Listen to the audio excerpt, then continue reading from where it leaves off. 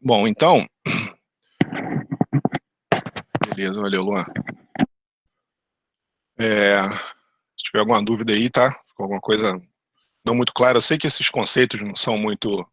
Demora um pouco pra gente digerir, né?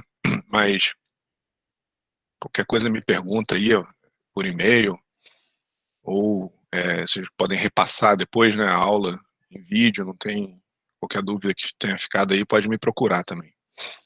É, bom, então é o seguinte, ó. Um campo de velocidade é dado por V AX na direção Y menos AY na direção J, né? Se vocês quiserem ser mais específicos aqui, né? Poderia ser um V de XY, né? Então bidimensional, né? Igual a o I mais VJ, né? Onde o U aqui é o AX e o V é o AY, né? Tá? Então, U de X, Y, Z, eventualmente T, né? Seria AX e o V de X, Y, Z, T, né? Que na verdade não varia com todo mundo, né? É menos AY, né? Bom, sendo mais rigoroso ainda, a gente faz isso aqui, né? V de Y e U de X, tá? U de X, tá? Então, as unidades de velocidade aqui são em metros por segundo, né? E X e Y em metro, tá? E o A é 0,3 segundo a menos 1. Porque se o X é metro, né? Multiplico o A, que é segundo a menos 1, por X em metro, eu vou ter a velocidade aqui na posição XY, né? Então, se eu tenho aqui meu domínio lá, que X e aqui Y, qualquer lugar aqui X, Y, se eu aplicar essa regra aqui, né? Eu tenho vetor velocidade em metro por segundo, onde A vale 0,3, tá? X, Y em metro. Então, o que ele está querendo? A equação da linha de corrente, né, no plano XY, plotar as linhas de corrente, passando pelo ponto x0 e y0, 28, né? Então, sei lá, aqui 2, não sei, alguma coisa assim, né? 8. Então, ele quer as linhas de corrente que passam por esse ponto, né? Como que elas se comportam, eventualmente, tá? A velocidade da partícula nesse ponto, 2,8, se a partícula passando pelo ponto 2,8 é marcado no tempo t igual a 0, né? Então eu marquei a partícula no ponto 2,8 e disparei um cronômetro. Ele quer saber onde ela vai estar em 6 segundos, tá? 6 segundos depois. E a velocidade em 6 segundos, tá? Onde essa partícula vai estar e qual é a velocidade dela. E para mostrar que a equação da trajetória, né? A trajetória da partícula, path é a trajetória em inglês, né? É a mesma que da linha de corrente, né? Então vamos mostrar aqui que elas são iguais e a gente vai analisar por quê, né? No final a gente vai ver que de antemão, com o conceito que a gente aprendeu agora, por que elas têm que ser igual, né? Por que a trajetória e a linha de corrente e a linha de emissão, eventualmente, tem que ser iguais, né? Só do enunciado a gente já pode dizer isso, mas vamos lá, vamos por parte. Então, olha só.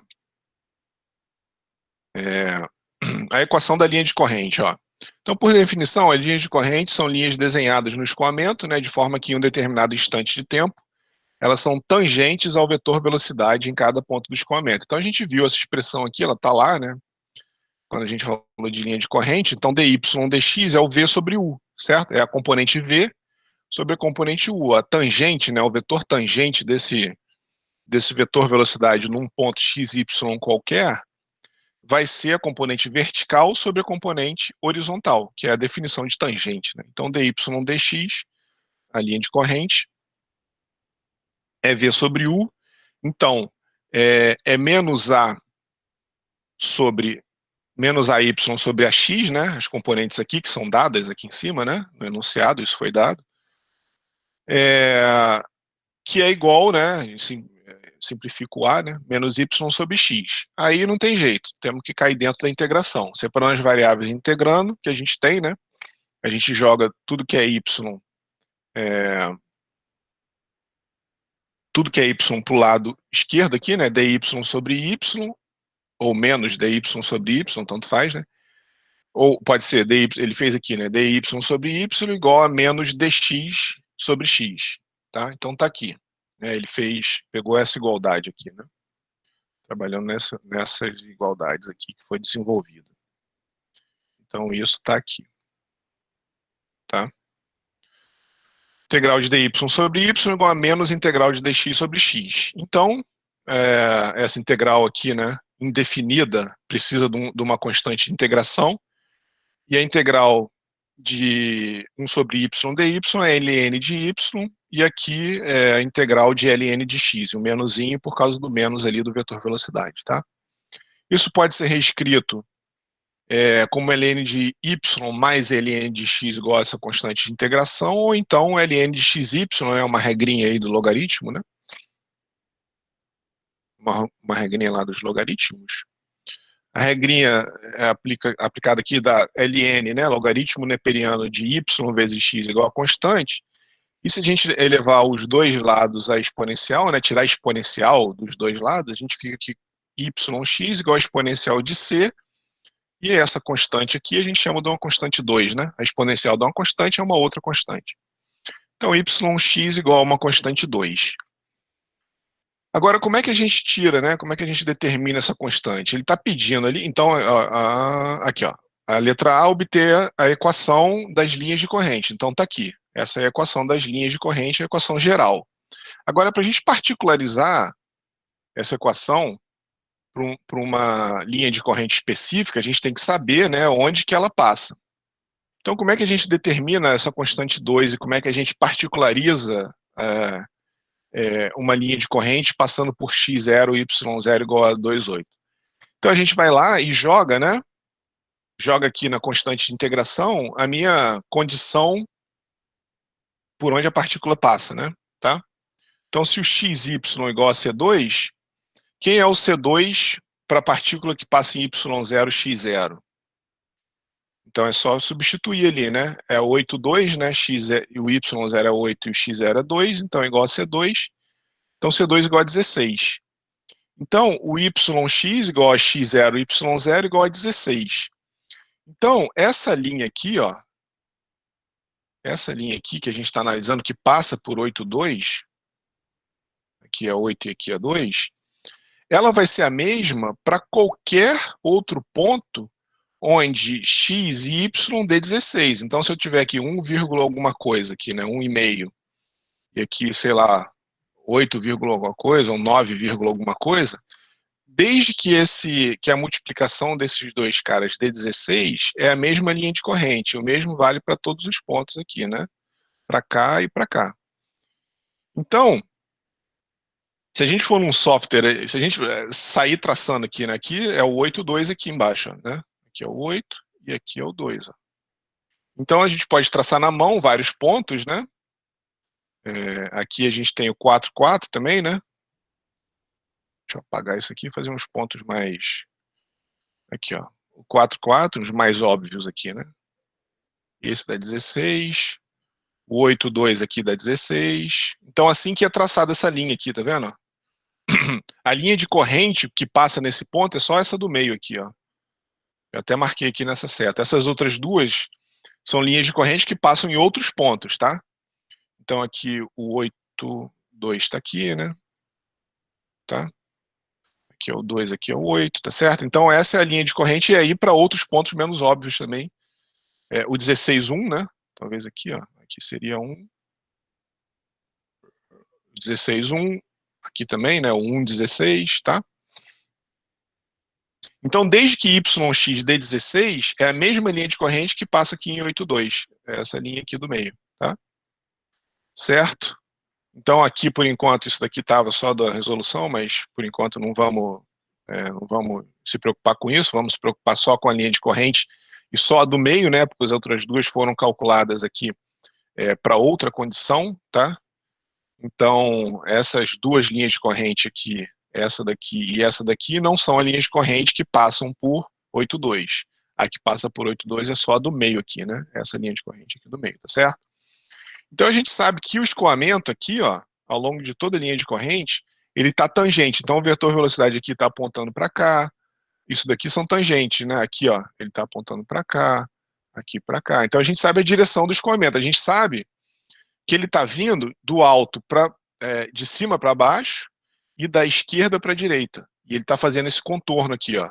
Tá? Então, fisicamente, é isso que o escoamento está fazendo. Ele está contornando como se você estivesse derramando. Imagina que você está derramando um balde d'água aqui, né?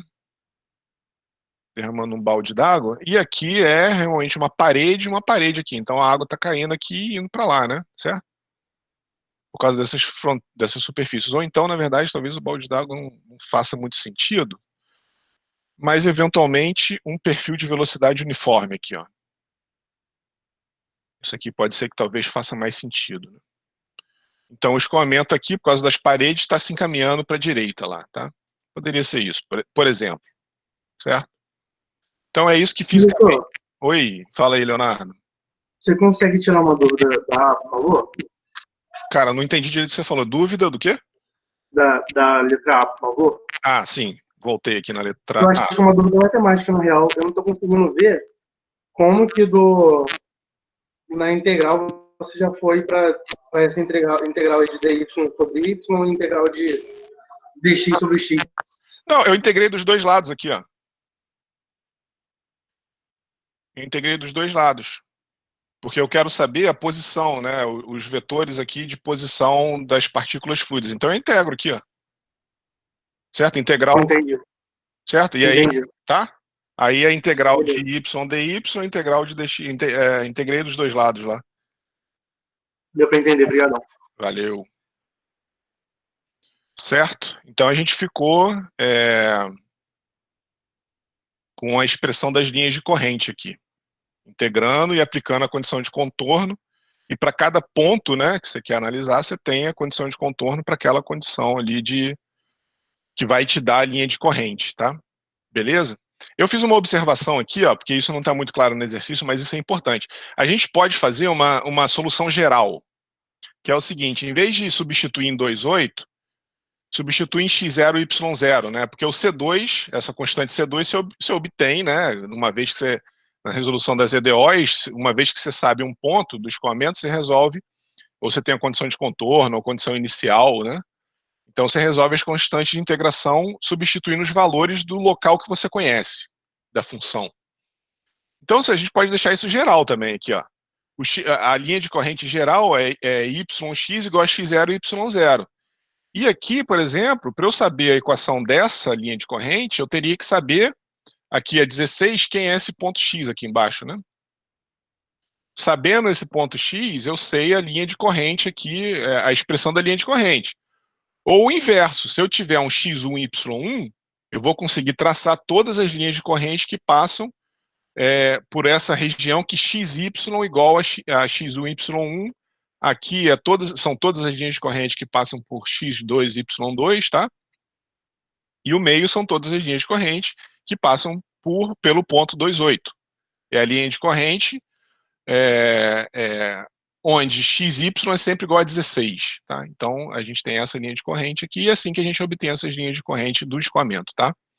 E aí, isso daqui é uma forma mais geral, né? Então, multiplicando o ponto x0 e y0 do escoamento em qualquer ponto, a gente tem as linhas de corrente ali. Certo? Basta multiplicar as coordenadas por onde o escoamento passa. Então, você vai ter a linha de corrente para trás e para frente, né? O que vai acontecer depois e antes desse ponto. E aí, para qualquer problema, essa maneira retorna expressões gerais para as linhas de corrente. Se você quiser ficar com uma expressão mais geral, né, e depois ir substituindo nos pontos de interesse, você vai ter uma maneira mais conveniente, tá?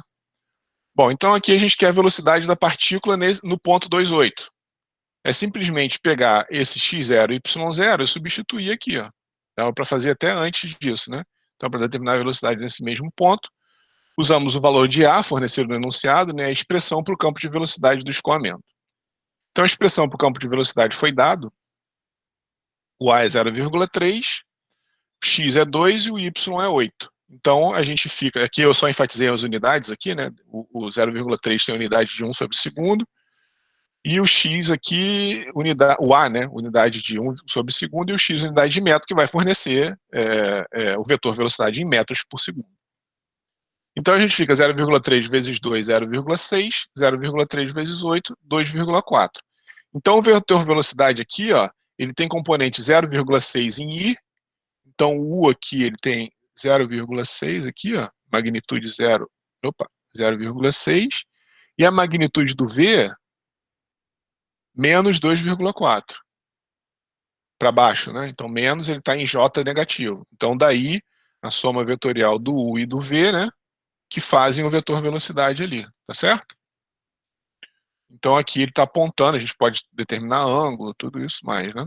Certo? Então, daí que veio, por isso que no slide anterior tem esse cara aqui, ó, mas a gente só trabalhou nele na questão C, né? Mas aqui ele já tinha aparecido sem muito sentido, né? A gente não estava trabalhando nele aqui ainda, tá? Então, foi só na questão C que a gente trabalhou nele. Beleza? Então, a componente U, né? Isso aqui seria a componente U, e aqui seria a componente V, tá? Da velocidade ali. Certo? Agora, ó, se a partícula, olha só, agora é uma coisa mais elaborada. Ó. Se a partícula passando pelo ponto x0 e y0, né, esse ponto aqui que a gente está analisando, ó, se a partícula passando por ali é marcada, então eu pintei ela e disparei um cronômetro. O que ele está perguntando? Onde ela vai estar 6 segundos depois? Ela está aqui se movendo nesse sentido. Aí eu marquei ela no tempo t igual a 0. Aí o tempo passou, ela veio para cá, ela veio para cá, ela veio para cá. Onde que ela vai estar, né? Onde que ela vai estar aqui, ó?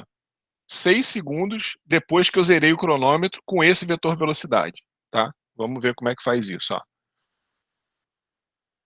Então, ó, uma partícula se movendo nesse campo de escoamento terá a velocidade dada por, no enunciado, né? Isso aqui foi dado, em x0 e y028. E uma partícula é marcada, eu botei aqui pintada, né? Você pode imaginar que ela foi pintada ali, e um cronômetro é disparado em t igual a 0, onde essa partícula estará 6 segundos depois. Estou tentando só estender um pouco mais o enunciado para tornar mais claro, né? Então observa aqui, ó, que V, essa expressão aqui é uma expressão euleriana, isso que a gente estava discutindo anteriormente, né? É para um local. Esse V é para locais, todas as partículas que passam em XY, né? Em todos os pontos XY do escoamento, e não só aqui, tá? Isso daqui a gente traçou essas linhas de corrente, mas tem partícula aqui, tem partícula aqui. A gente não traçou, né? Mas a gente podia. Só que, observa, à medida que você vai traçando mais linhas de corrente, o gráfico.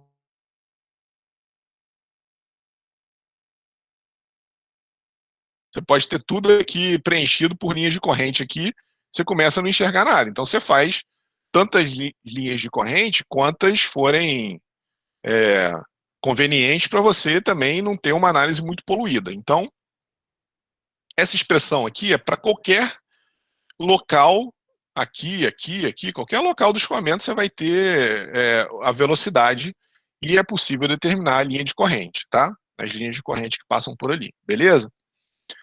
Então, essa expressão de V, ela é euleriana, ela é de uma posição fixa no espaço, para a descrição do campo de velocidade para todas as partículas passando pelos pontos x e y do escoamento, é isso que eu mostrei ali atrás. Mas todas as partículas, ao passar por todos os pontos x e y, né, precisarão respeitar essa expressão aqui. Então, a gente também pode usar como expressão para determinar a velocidade de partículas individuais. Aí a gente vai estar na descrição lagrangiana. Certo? A gente pega uma partícula que passou ali, que a gente sabe que respeita esse vetor velocidade, e a gente aplica uma transformada, que a gente vai ver agora, né, uma expressão para seguir a partícula, que a gente já viu na parte conceitual, mas vou retornar aqui, porque realmente às vezes passa rápido e tudo mais. Então, precisamos de um passo adicional para rastrear a partícula agora, né? A gente está olhando um ponto específico do espaço, agora a gente tem que rastrear ela, o que ela faz depois que ela passa ali. Então, isso daqui foi definido anteriormente, ó. Então, dx dt é velocidade, né? Certo? Então, a componente vertical da velocidade é dx dt. A componente horizontal da velocidade é dx dt. A componente vertical dy dt. Isso é definição de velocidade, né? Você deriva a posição com relação ao tempo, você tem a velocidade, certo? Então, a velocidade da partícula, né? A componente U da partícula. Aí eu estou seguindo a partícula agora, hein? É dx dt, que é igual a AX, tá? Que veio lá, que é aquilo que eu falei, né? Eu peguei uma partícula que estava passando ali e segui ela. A componente V dy dt é menos AY, tá aqui, ó, tá? Beleza? Foi dado no enunciado isso daqui, certo? Então a gente pega essa partícula, né, se apodera dela e um ponto xy, né, que a gente sabe calcular a velocidade, e vemos como ela evolui no tempo, derivando, na verdade a gente vai ter que integrar, né, porque a gente tem a derivada, a gente quer saber o x, né, onde ela vai estar daqui a um certo tempo.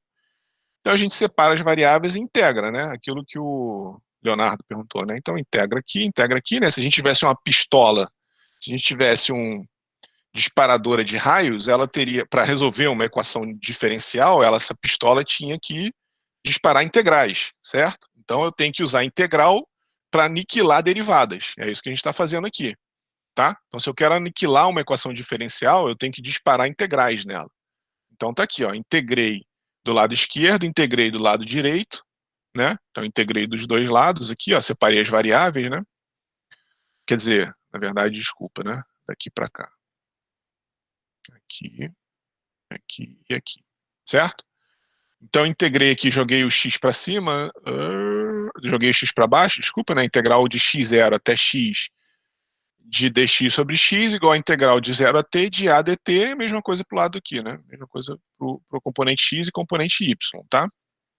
Como essas integrais são definidas, aqui a gente não precisa das constantes de integração, a gente já sabe quanto que essas funções valem de forma exata, né? A gente está definindo o que elas valem nos intervalos, então a gente não precisa de constantes de integração. Então, com isso, ó, a gente sabe como a partícula que passa naquele ponto evolui no tempo, tá? Beleza? Então a gente resolve as integrais, é a mesma coisa, né? ln de x0 sobre x igual a t, ln de y sobre y0 igual a t. Observa que não tem aqui as constantes de integração, né? Porque são integrais definidas, tá? Ou ainda, né, fazendo a exponencial dos dois lados aqui, ó, x igual a x0 exponencial de at, né? Então tirando ou ainda elevando a e, né, nos dois lados, a gente fica com x igual a x0 exponencial de at, y igual a y0 exponencial de menos, né? Cuidado com o menuzinho aqui, menos at. Em t igual a c, então a gente tem tudo agora, né? Ó, a gente tem o x0, é onde ela estava, a gente tem o a, que é a constante aí que foi dada desse escoamento, e tem o tempo que ele quer para onde que a partícula foi. Então, em t igual a 6 segundos, a partícula está em x0, que foi da onde ela partiu, ó, ela partiu de 2,8, tá? Partiu de x0, y0, e terminou em xy, respeitando essa expressão aqui, exponencial de at, exponencial de menos at. Então, 2 vezes exponencial de 0,3 vezes 6, tá? 6 segundos, 0,3 é o A. Então, 12,1. E y igual a 8 exponencial de menos 0,3 vezes 6, 1,32. Então, ela está mais ou menos aqui, né? Isso que eu marquei aqui em vermelhinho. Ela estava aqui, t igual a 0, e ela veio parar aqui, t igual a 6 segundos, tá? E ela fazendo esse caminho. Opa, marquei errado aqui, ó. Marquei na linha de baixo. É aqui em cima. Agora que eu vi que eu marquei errado. Puta caramba. Agora que eu vi que eu marquei errado. É em cima aqui, ó. Tá? Então aqui ela vai estar em t igual a 6 segundos. E ela fez essa trajetória, né? A gente vai ver por que a trajetória é a mesma na linha de corrente, tá?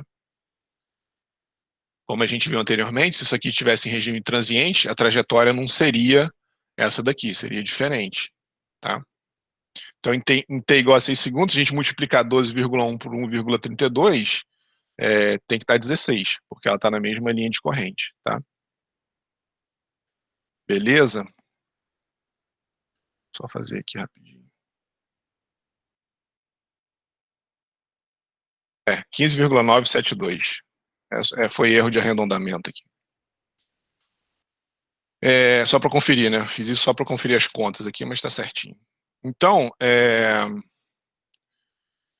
como comentado anteriormente, para o caso da linha de corrente, aqui também para a questão da trajetória da partícula, né, para a gente seguir aquela partícula, a gente poderia ter deixado a expressão de forma geral aqui, ó, x igual a x0, exponencial de at, y igual a y0, exponencial de menos at.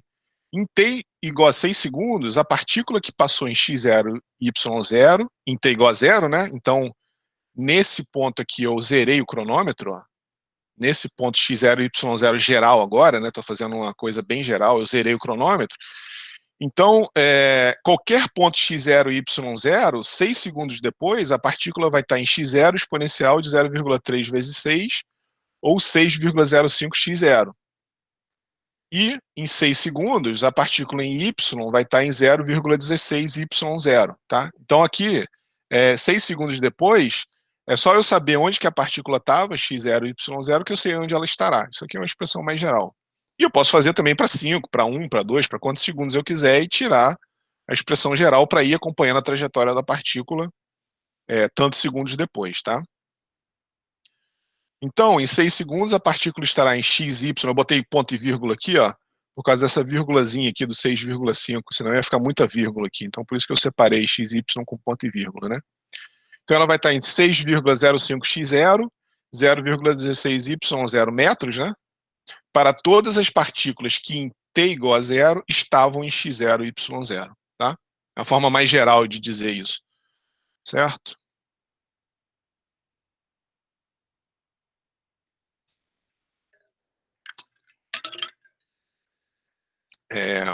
Então, o que ele está pedindo no né? Qual é a velocidade da partícula em t igual a 6 segundos? Aí a gente tem o ponto que ela estava, né? 12,1,32. É só jogar a expressão aqui, do vetor velocidade ali, né? Para esse campo, que é para qualquer ponto do escoamento. Então a gente tem 0,3, que é o A aqui, né? O A, e o local que ela está ali, ó. Certo? x0, y0 aqui, 12,1, 1,32.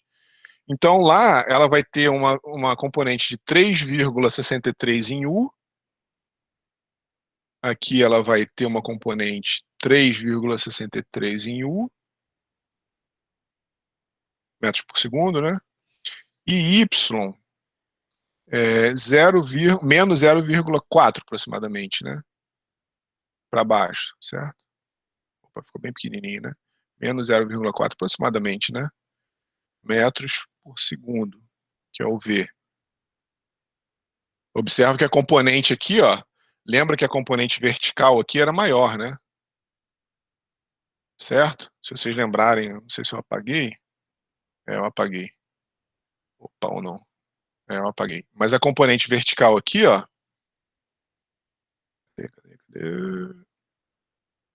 Aqui.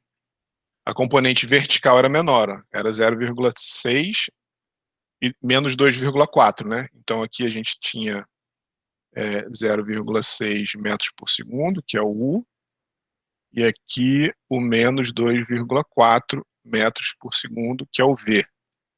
Aqui a gente teve o contrário, né? Em 12,1. Aqui é o 12,1 e 1,36, eu acho. Aqui a velocidade foi 3,63, 0,4. 3,63, 0,4, né? Então a componente aqui vertical agora tem 3,63 metros por segundo, né? Que é o U. E a vertical, que é pequenininha, ó, tem menos 0,4, que é o V. Nesse ponto 12,1, 1,36.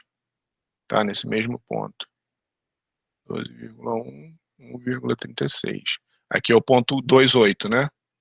Então a componente vertical, que era pequenininha, aqui ela aumentou, e a componente, a componente horizontal era pequenininha, aumentou, ela continua apontando para a direita, e a vertical, que era maior, diminuiu, e ela continua apontando para baixo, tá? Isso que fisicamente representa tudo isso que a gente está calculando aí. Beleza?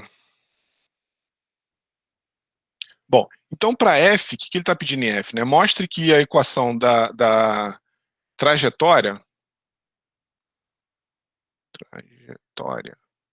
é igual, é a mesma que a equação da linha de corrente. Streamline aqui, a linha de corrente. Então, para F, a gente já sabe de antemão que linha de corrente, linha de emissão e trajetória é a mesma, porque o escoamento é em regime permanente. Observa que nunca apareceu T aqui, ó. Não tem nenhum tempo aqui no vetor velocidade, né? O vetor velocidade de x, y, ele é AX em I menos AY em J. Não tem tempo aqui. Então, as linhas de emissão, linha de corrente e trajetória são sempre as mesmas. Então, a gente já sabe que a expressão tem que ser igual. Mas vamos mostrar isso, ó, matematicamente. Então, a gente usa a expressão para o vetor posição, né, que fornece a trajetória, tá? Em função do tempo. Então, a gente tem lá o x igual a x0, lembra? Isso daqui é a forma geral da trajetória. X igual a x0 exponencial de AT, y igual a y0 exponencial de menos AT. Ou seja, toda partícula que passou por x0 e y0, num tempo t, ela vai estar nessa posição x que a gente obtém fazendo essa continha aqui, né? Então, como o tempo é o mesmo para as duas componentes x e y, a gente elimina o tempo aqui, né? A componente de tempo a gente iguala. Então, o exponencial de AT vai ser igual para os dois, né? Porque, claro, a partícula tem que respeitar o mesmo tempo, né? Então, y0 sobre y igual a x sobre x0. Então, esse cara aqui vai embora, né? Igual para os dois, a gente fica com esse lado aqui da igualdade, ó. Então, xy aqui, né? Multiplicando xy igual a x0 e y0, que é o mesmo resultado obtido para as linhas de corrente. Que a gente obteve aqui, ó. Geral aqui, ó. Onde eu fiz uma observação aqui, ó. Aqui para as linhas de corrente. Então, a gente provou matematicamente que a linha de corrente é igual à trajetória. Então, a partícula no regime permanente vai ter essa trajetória e com esses vetores de velocidades apontando tangente aqui para fora, na direção tangente aqui da trajetória, né? Tá? Certo? Professor, Diga, Leonardo. mas elas não estão. O E de uma está elevado a menos AT. Isso não tem problema? Não interfere? Não, isso é ótimo, né? Porque, na verdade, é isso que faz com que a componente X e a componente Y tenham essa diferença de comportamento. Isso interfere porque a característica desse escoamento é esse, porque a velocidade, ó, ela em A aqui é menos aí. Na verdade, não é ótimo nem não é ótimo, é o que acontece. É a física desse escoamento, né? Porque em Y ela tem essa componente negativa aqui em cima, tá vendo aqui, ó? Por isso que ela ficou a menos AT. Certo? Ah, você está dizendo quando a Não, gente eu estou dizendo lá na quando outra iguala o tempo. equação. Você tá... Isso. Por que que a gente conseguiu igualar as duas aí? eu não tinha percebido isso. É a T é a menos a T. Isso é uma propriedade da exponencial, né? Quando você tem a exponencial... E se a gente pegasse o menos, você está dizendo que ele seria negativo. É isso que você está falando, né? A gente poderia ter feito isso daqui, né? É menos a T também. Eu não tinha pensado nisso. Deixa eu pensar nisso melhor. Aí eu boto aqui para vocês depois, lá no Classroom. Mas você tem razão. Pode ser que isso interfira. Mas a solução do exemplo era assim, cara. Eu imagino que não tenha problema. Mas eu vejo isso e te falo depois. Tá, beleza, obrigado. Beleza? Valeu.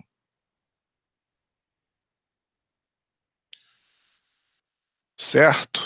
Depois eu vejo isso daí e respondo para vocês. Pode ser alguma propriedade da exponencial ou talvez tanto faz mesmo. Mas eu vejo e falo, tá? Bom, então continuando aqui, né?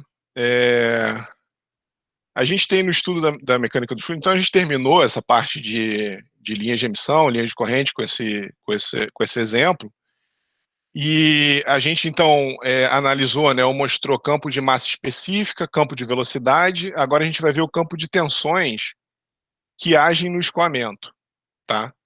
Então é o seguinte, ó, no estudo, né, da mecânica dos fluidos, existem mais tipos de força que agem na partícula fluida. Existe pode eventualmente ter força eletromagnética.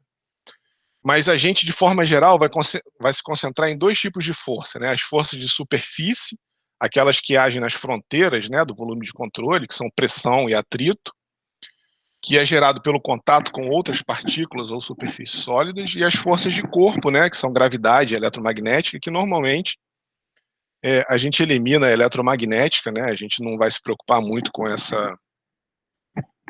com esse tipo de força eletromagnética agindo, né, mais com a ação da gravidade. A gente vai se concentrar mais na ação da gravidade, né, que são as forças de corpo que agem por toda a partícula, né, agem por todo o volume do corpo ali, por toda a massa que a gente está analisando, e a força de superfície normalmente é só na interface ali, né, só no contato, ou só na superfície de controle, ou só na superfície física mesmo, né, na interface física do fluido com outro fluido, ou com a parede do recipiente que está contendo o escoamento. Então, a força gravitacional já sai direto, né? A gente está botando aqui embaixo a força gravitacional porque a força que atua no elemento dV de volume, né, é dado por ρg dV, né? ρg aqui é a massa, né? Opa, ρdV é a massa aqui, desculpa. O ρdV seria o dm, né? ρdV é o dm, né? Então, uma força diferencial aqui, pequenininha, né, seria um GdM, né? Um dm vezes G, então ρg dV, tá certo? Então, só para deixar já, como é uma força que sai de forma direta, isso daqui já está aqui escrito. A gente vai trabalhar nas forças de superfície que são um pouquinho mais elaboradas, tá? Então, a força de corpo, né, devido ao campo gravitacional, é isso daqui, né? Massa vezes a aceleração local da gravidade, que é a massa específica vezes dV, ou vezes V, se quiser, né? Num caso macroscópico, né, que seria um elemento diferencialzinho de volume dV, né? Desde que ele seja maior do que aquele limite que a gente viu do contínuo, né? Tratar o corpo como um contínuo, que é o grão de areia lá que a gente viu, tá? E as forças de superfície, a gente precisa de trabalhar um pouquinho mais em alguns conceitos, né, do campo de tensões que age num corpo fluido, né. Então, essas forças de superfície, normalmente, elas provocam tensões ao longo do corpo fluido. Então, a tensão, né, de forma geral, ela descreve como força agindo nas fronteiras de um meio são transmitidas pelo meio, né. Então, esse é o conceito lá de tensão, por isso que a gente estuda as tensões de mecânica dos sólidos, mecânica dos fluidos, porque a gente quer saber como que isso vai como que isso vai, não está restrito à fronteira, né? A gente quer saber como que isso se distribui ali ao longo de todo o meio que a gente está analisando. Então, para fazer isso, a gente vai começar com um elemento bem geral aqui, né? A gente imagina que a gente pega aqui, tá derramando água ali dentro de um copo, né? Ele está inicialmente parado, a gente derramou água, então existem tensões superficiais ali. A gente não está vendo porque a água é transparente, né? Mas eventualmente essas moléculas de fluido que estão descendo aqui, né, elas estão cisalhando contra as outras que estão paradinhas aqui, né? Então, por isso que a gente tem que analisar essas tensões superficiais, né? É a interface entre dois fluidos ali, né? O mesmo fluido, na verdade, em duas condições diferentes, que está gerando esse campo de tensões aqui, que são as forças superficiais que a gente vai analisar, tá certo? Então, a gente pegou um elemento bem geral aqui, né? Pegou um ponto C aqui, respeitando a hipótese do contínuo, né? E a gente tá considerando, né, a força de contato dF aqui, ó, uma força bem pequenininha, diferencial dF, entre duas partículas fluidas, né? Imagina que aqui em cima teria uma outra partícula fluida, a gente cortou, imagina que a gente fez um corte aqui, né? Pode imaginar isso daqui como um corte, e a gente está analisando essas forças aqui que são geradas quando você derrama água, por exemplo, dentro de um copo, ou quando você tem alguma coisa com fluido, você chacoalha. Então, as camadas de fluido cisalham entre elas ali, né? E aí, para a gente analisar a tensão, não tem muito jeito, né? A gente tem que definir uma área aonde essas tensões estão agindo. Então, essa área tem uma normal unitária dA para fora, né? Certo? Então, é um vetor, né? Essa normal unitária é um vetor, sempre aponta para fora, né? Isso é uma convenção que é adotada aqui em mecânica dos fluidos, em mecânica dos sólidos, a gente faz isso também, né? A normal unitária da área apontando para fora. E aqui o DF a gente considera que está apontando aqui por hipótese para fora num elemento pequenininho C ali, tá? Então, a gente pode decompor a componente normal de DF por unidade de área, né? DF por unidade de área, como chamar isso de tensão normal. Então, se a gente pegar esse DF e projetar isso na direção normal, a gente tem a tensão normal, que é a mesma lá de mecânica dos sólidos, que é o sigma ali, né? Para fora aqui, né? Na mesma paralelo aqui à normal unitária da área para fora aqui. Então, sigma é o DF dA. E a componente tangencial, isso daqui vocês já viram, né? DF por unidade de área é a tensão de cisalhamento tal, né? Que a gente chama de tal, que é a tangente, né? A força tangencial aqui agindo nesse elemento fluido por unidade de área DAN aqui, né? Tá? E aqui é o dA, né? Esse elementozinho C com área dA. Só que a questão é que a gente está num plano muito geral aqui, né? Pouco prático. Aí a gente particulariza, né? E aí é isso que torna muitas vezes o estudo de mecânica dos fluidos e mecânica dos sólidos um pouco restrito, porque a gente tenta regularizar um pouco as coisas, né? Trazer as coisas um pouco para maneiras cartesianas de enxergar, porque simplifica a análise, mas depois você tem um problema complexo, você tem que transformar tudo em coordenada cartesiana para as suas equações baterem, né? Com o que você está estudando. Então, normalmente, a gente tem um tubo cilíndrico muito bem comportado. Na hora de estudar a mecânica dos fluidos, vocês têm que trabalhar com um sólido muito regular, né? Se a coisa ficar um pouco irregular, já era. Aí as equações ficam bem mais complexas. Mas tudo bem, para a gente entender o conceito, a gente tem que fazer isso, assim que é feito, né? Então, vamos fazê-lo aqui também. Então, a gente pega um plano que está coincidente com algum plano do sistema cartesiano, sistema de coordenada cartesiano. Então, a gente escolhe aqui só para análise, né? A gente vai começar, né? Mas poderia ser, a gente pegou um plano aqui, ó, que está alinhado com o plano YZ, né? Ou a outra maneira de dizer isso é que a normal unitária é paralela ao eixo X aqui, por exemplo, né? Isso vai valer para os outros planos também, né? Poderia ser qualquer outra direção em torno de C aqui, não precisaria ser essa, mas é o que eu estou falando, a gente simplifica a análise alinhando tudo ali bonitinho com os eixos coordenados ali, né? Então essa escolha é bem conveniente, bem simples, a gente vai derivar um monte de coisa a partir dessa análise que a gente está fazendo, mas de novo, né, se as coisas se tornarem muito complexas, a gente tem que fazer um estudo mais profundo, né? Então a força aqui DF, né, essa DF aqui, ela é decomposta em DFX, aqui seria um DF genérico aqui, né, que ele está fazendo, né? Um DF genérico, que está decompondo DFX, DFZ e DFY ali, né? Estaria para cima aqui, né? Difícil desenhar. Sou um péssimo desenhista, então, peraí. Seria uma coisa aqui tridimensional, que teria uma componente DFX. Enfim, vocês entenderam, né? Sou um péssimo desenhista. Então, essas são as componentes de uma força genérica aqui para fora, aqui, né? Saindo para fora em todas as direções aqui genéricas do quadro aqui, né? Então a gente tem as projeções em Y, Z e X aí dessa força, tá? Beleza? Então, dividindo a magnitude de cada componente de força pela área projetada, né? Por essa área aqui, a gente tem as três componentes da tensão. Por definição, né, a gente chama a componente normal de sigma, né? Isso daqui vem lá da mecânica dos fluidos também. E aí a gente vai ver a mesma coisa, desculpa, da mecânica dos sólidos, a gente vai ver essa conversão de subíndice aqui, né? De subscrito aqui, que é o mesmo da mecânica dos sólidos, né? Que é o plano e a direção. A gente vai ver isso. Tá aqui. Foi mal.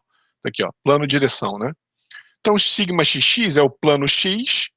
O plano x é o plano cuja normal unitária ponta tá paralela ao eixo, né? Então aqui é o plano x, porque a normal unitária é dAx aqui, né? Para fora, normal unitária para fora do plano está paralela ao eixo x. Então é o plano x na direção x ali, né? Então sigma xx é o dfx, a componente normal aqui, né? A componente normal, a normal unitária para fora, né? Sobre dAx, né? Quem que é dAx é essa área aqui, né? Isso daqui é o nosso dAx, né? Que tem uma normal unitária aqui para fora, né? Apontando para fora. Opa! Uma normal unitária apontando para fora, tá? E da mesma forma, né, as tensões de cisalhamento aqui, ela tem tensão de cisalhamento no plano X na direção Y e no plano X na direção Z, porque a gente tem componentes na direção Y e componentes na direção Z. Então essas tensões estão puxando para fora causando um cisalhamento para fora em X, que eu estou dizendo, né, na normal unitária para fora do corpo, né? Então tá tendendo que o corpo venha para a direita, né? Cisale para cima e cisale em Z, para cima em Y e cisale em Z, tá? É uma coisa bem geral, tá? Então, com essa convenção aqui de nomenclatura que vem lá da mecânica dos sólidos também. E aí a gente pode generalizar isso, né? A gente fez isso para um plano X aqui, a gente pode generalizar isso para todos os planos de um cubo aqui diferencial, né? Outras faces de um elemento fluido diferencial cúbico aqui, né? Se a gente estiver analisando, né? Então, a convenção de sinal, isso é muito importante, isso vai acompanhar a gente até lá no final do curso em análise diferencial, que é a seguinte, ó. Quando a componente da tensão e a normal unitária da face tem o mesmo sinal, a componente da tensão é positiva. O que isso está querendo dizer? Olha só. Olha aqui para baixo, ó, esse plano aqui, o plano Y aqui embaixo. A componente da tensão, ela tá, a normal unitária da área tá para baixo aqui em Y negativo, certo? Então essa normal aqui é menos J, tá? Porque o Y tá para cima aqui, então ela é menos J. Essa tensão YX aqui, né, na direção Y, no plano no plano Y na direção X, ela é positiva. Isso aqui tem que dar resultado numérico positivo, porque ela está também com o mesmo sinal que a normal unitária da área para fora, que é negativo, tá certo? Então, numericamente, quando a gente estiver resolvendo problemas de mecânica dos fluidos, esse cara aqui, YX, ele tem que dar um resultado numérico maior que zero, que vai significar que ela está nessa direção de X negativo. Ou seja, ele vai estar cisalhando o fluido para trás. E o resultado numérico tem que ser maior que zero. Isso é meio confuso. Vai ter resultado, tem exercício aí para vocês fazerem isso, tá? Para isso ficar na cabeça, né? Para vocês não se confundirem, mas a questão é essa, tá certo? Então, se vocês numericamente, tem um exemplo aqui, eu vou fazer um exemplo, acho que vai dar tempo, são 10h13, acho que dá tempo, vamos ver. Então, se numericamente o resultado deu maior que zero, numa face Y negativa, significa que a tensão de cisalhamento está em X negativo. A mesma coisa vale para todos os outros aqui, ó. A normal unitária aqui é em X negativo. Se o resultado desse cara for maior que zero, significa que ele está apontando no X negativo. Vale para todo mundo aqui, tá? Aqui para trás também, tá? Para todo mundo. E aqui fica mais óbvio, né? Se o sigma XX aqui foi positivo e a normal unitária está para fora, então o resultado numérico desse cara tem que ser maior que zero. Então todo mundo aqui, tudo aqui é maior que zero. Todas essas tensões que estão sendo mostradas aqui são tensões positivas.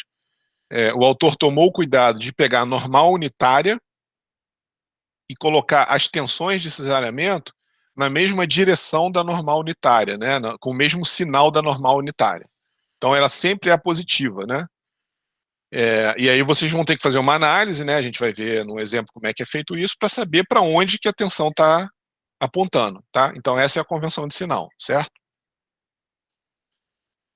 Agora, a questão é a seguinte, né? Infinitos planos passam por C. A gente tem aqui os planos alinhados com os eixos coordenados, mas será que a gente vai precisar de fazer infinitos planos aqui mesmo?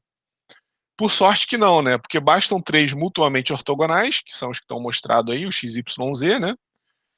Que passa por esse ponto, e aí a gente tem o tensor de tensões que passa por esse ponto aqui, diferencial que a gente está analisando.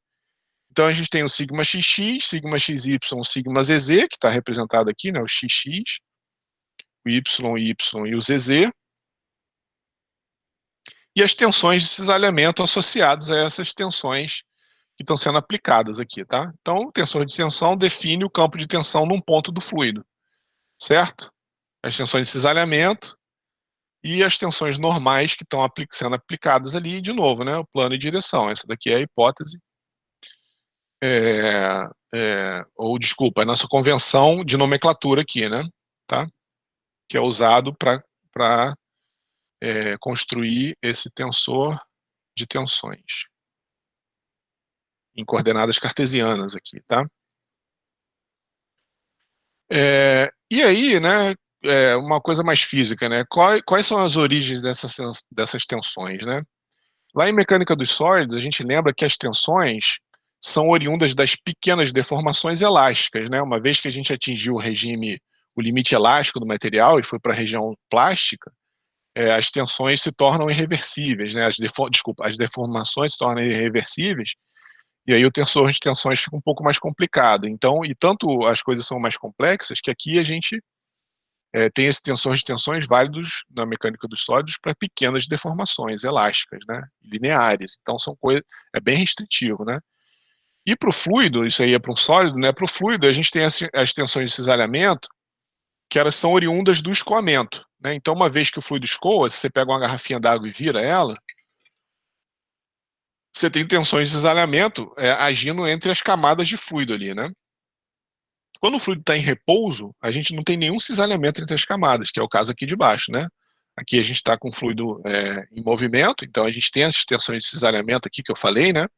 Dessa massa de fluido que entra, encontrando uma massa de fluido que está parada ali, né? A gente poderia, sei lá, dar um zoom aqui, ó. A gente poderia dar um zoom aqui, para baixo aqui, ó.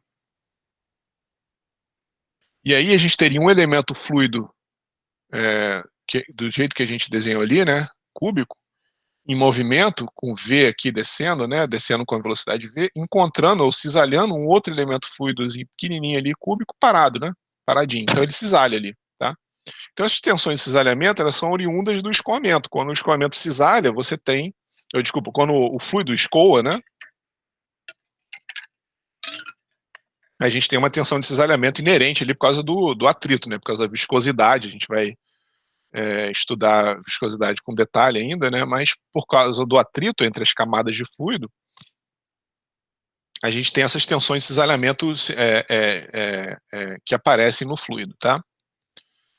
Então, ó, os sólidos, então, eles são elásticos, né? Eles, uma vez que o limite elástico não foi atingido, os fluidos são viscosos, né? Eles escoam e a viscosidade vai governar a facilidade ou não do fluido escoar, tá? Aqui, ó, o que eu marquei aqui, ó, é que no caso de um fluido em repouso, todas essas componentes aqui de cisalhamento, então, vão embora, né? E a gente só fica com as tensões normais aqui, só fica com a diagonal principal do tensor de tensões aqui, tá? Bom, e aí a gente entra no conceito de viscosidade, né? Que é intimamente relacionado com as tensões de cisalhamento. A gente vai ver até que a gente precisa do conceito de tensão de cisalhamento para definir viscosidade. Então, as coisas são intimamente definidas, né? Então, fisicamente, a viscosidade quantifica as forças, né, ou as tensões, e aí elas são sinônimos e relacionadas a menos da área que a força é aplicada, né? Então, as forças ou as tensões de cisalhamento, eu posso falar de força de cisalhamento ou tensão de cisalhamento, né? E aí a diferença entre as duas é a área, né, que é aplicada. Quando o fluido escoa, tá? Então, é muito importante a gente estudar essa questão da viscosidade para vários aspectos práticos, né? O dimensionamento de sistema de bombeamento, dimensionamento do sistema de tubulação, quanto que vai ocorrer de perda de carga, quanto que o fluido vai ficar atritando entre as camadas fluidas vão atritar entre elas ali, né? Escoamento de corpo submerso, então não imagina que submerso seja só submerso na água, mas o avião é um corpo submerso no ar, tá? Então, quando a gente estuda escoamento externo e fala de escoamento submerso, a gente estuda isso daqui também, né? O atrito que acontece entre as camadas de ar e a fuselagem do avião, né? Se vocês, quem já viu aquele filme O Aviador lá do Howard Hughes lá, né? A neura que ele tinha para acabar com os rebites do avião. E isso faz todo sentido, porque quanto mais rebite no avião, né? Antigamente o avião as camadas de fuselagem era preso por rebite. Se você tem uma enorme quantidade de rebite, isso causa uma perturbação enorme aqui no contato das camadas de ar com a fuselagem do avião. Então, quanto mais liso for a carenagem do avião, a carenagem dos carros de Fórmula 1, você vê que é extremamente liso. O carro, quanto menos elementos ali rugosos ali em volta na lataria, né, ou na fuselagem, menos o efeito que o atrito tem ou menos o efeito, a gente diminui o efeito do caráter viscoso dos fluidos, né, por onde os sólidos escoam. E muitas vezes isso é desejado, né? A gente quer mover turbinas eólicas, não tem jeito, é o atrito que faz o ar mover ali as turbinas. Se não fosse o atrito, o ar passaria ali sem mover nada, né? A resistência de construções civis, né? Sei lá, você vai fazer um prédio muito grande, você tem que levar em conta as forças que o ar, aí no caso as forças, você tem uma força de cisalhamento que pega aqui na lateral, mas você tem uma força que bate direto ali, né? Tem uma pressão que age direto ali também de frente para construções muito grandes. Então, o estudo da viscosidade associado às tensões de cisalhamento, que elas estão sempre intimamente relacionadas, uma não existe sem a outra, são muito importantes para a gente. Então, né, é o que a gente estava discutindo aqui, né, a força de atrito que age no movimento de dois sólidos em contato, né? Desculpa, da mesma maneira que a força de atrito age no movimento de dois sólidos em contato, o movimento de um fluido com relação a um sólido ou outro fluido depende da viscosidade. Então, é para fazer um paralelo com a mecânica com a mecânica dos sólidos e mecânica dos fluidos, né? E aí as coisas interessantes, né? Como o ar tem uma viscosidade menor, a força de arrasto aqui contra um pássaro vai ser muito menor do que a força de arrasto contra um peixe ali nadando na mesma velocidade, tá? Então, para a gente entender esse conceito, são 10h22, talvez eu deixe isso para a semana que vem, para a gente tratar isso com calma, porque senão eu não gosto de fazer as coisas muito corridas. É o seguinte, faltam 8 minutos, eu vou encerrar a aula aqui, vou até parar a gravação, se alguém tiver alguma dúvida aí, parar a gravação aqui, porque aí a gente começa na semana que vem, na segunda-feira,